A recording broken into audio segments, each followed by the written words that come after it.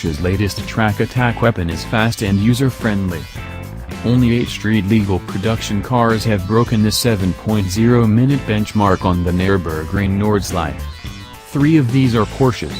The 918 Spyder did a 6:57 back in 2013. The GT2 RS ran a sensational 6:47.3 lap late last year, and now the GT3 RS has clocked 6:56.4 minutes, an amazing lap time for a naturally aspirated 911.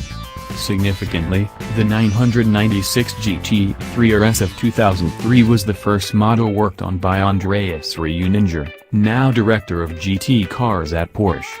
Back then, its 7:48 minutes lap time set by Walter Röhrl was pretty rapid. By 2011 the 997 GT3 RS 4.0 had reduced the time to 7.27 minutes, 6.0 seconds faster than the Carrera GT of 2004, and by 2015, the first-generation 991 GT3 RS recorded 7:20 minutes. The 6:56.4 minutes lap clocked by Kevin Estre shows a massive leap in performance of over 24 seconds in just 3 years, with nearly 36 seconds shaved off the world's most famous 20.6 kilometers long lap in 3 generations of GT3 RS. Our computer simulations gave us expectations of around a 6:58 minutes lap at best, recalls Uwe Braun, manager Motorsport GT Line. We had a small team of 5 engineers, 5 mechanics and 2 drivers at the ring. Lars Kern, our works driver to set the GT2 RS record last year, did 2 laps at 6:59.3 and 6:57.5. Then Kevin came on board and did a 6:57.7 minutes lap, followed by the record-breaking 6:56.4 seconds lap.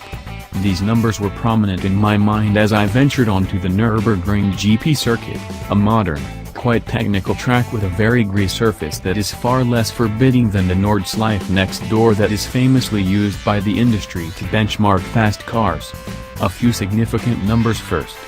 The new GT3 RS weighs 1,420 kilograms and its 4.0-liter naturally aspirated flat-6 motor develops 520 horsepower at 8,250 revolutions per minute with a 9,000 revolutions per minute limit. Peak torque is 347 pounds-to-foot at 6,000 revolutions per minute, but the torque curve is actually quite beefy below that, so you can go very quickly even when you limit yourself to helpings of go under 6,000 revs. By any standards, a car that can blast to 62 miles per hour in 3.2 seconds, pass 100 miles per hour in 6.9 seconds, 124 miles per hour in 10.6 seconds and that can top out at 194 miles per hour is very rapid. But as the GT3 RS is a track-biased road car, I was curious to see how it would stack up against the 580 horsepower 4WD 911 Turbo S driven by Porsche works driver, Jens Richter. The answer was very well indeed. From the first lap it was clear that the more powerful Turbo S benefited from its superior traction and torque coming out of bends and also at the end of a long straight. It was equally clear that the 200 kg heavier Turbo S could be reeled in under braking, using the full might of the huge stoppers adopted from the faster and heavier 918 Spyder. The Turbo was also at a disadvantage in sheer mechanical grip in bends where its 4WD system gave it no edge. In addition, its street tires started to wilt after a couple of laps, forcing the driver to manage the car more and more with each passing lap, while the Michelin Cup 2 tires on the GT3 RS only got better. This, and the huge amount of downforce from the revised aero package, meant I could trail brake the GT3 RS deep into turns, confident of the greasy front end and fine rear balance, and then get back on the sharp throttle to manage the car's attitude past the apex. After lap 3 I had to hang back a bit from applying the throttle too early past the apex or I would have driven into the back of the Turbo S. This is exactly how much better the GT3 RS is in technical sequences of bends compared to the mighty 911 non-GT flagship. On full noise throttle, response of the 4.0-liter flat 6 is simply electric. And being naturally aspirated, you can almost hear every 100 revolutions per minute you add to the rev counter as its needle soars towards the 9,000 revolutions per minute limiter in each gear. The soundtrack is akin to a deep buzzsaw that goes up in octaves as the engine chases the red line.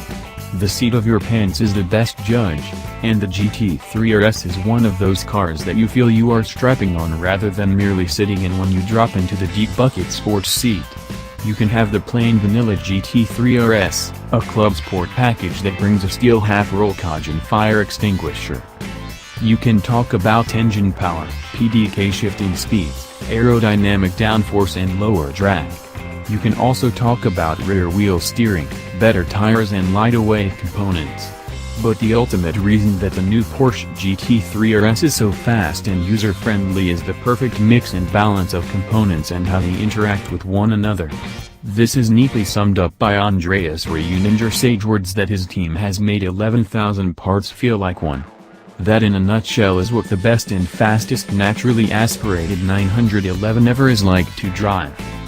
The 997 GT2 RS offered red as an interior roof trim option and the take-up rate was 40%, which is why we offered it on the new GT2 RS, said Oliver. The air conditioning delete option saves another 14 kilograms, but is not recommended if you ever wish to sell the car. Out of the 5,000 first-generation 991 GT3 RS cars we made, only 20 owners ticked the box for AC delete, said Oliver. It might sound good on paper, but the discomfort you will experience when wearing the race suit and helmet on track in summer is simply not worth it. You will likely be slower just because you cannot concentrate as well compared to when you are cool and comfortable. Thanks for watching. Don't forget to subscribe.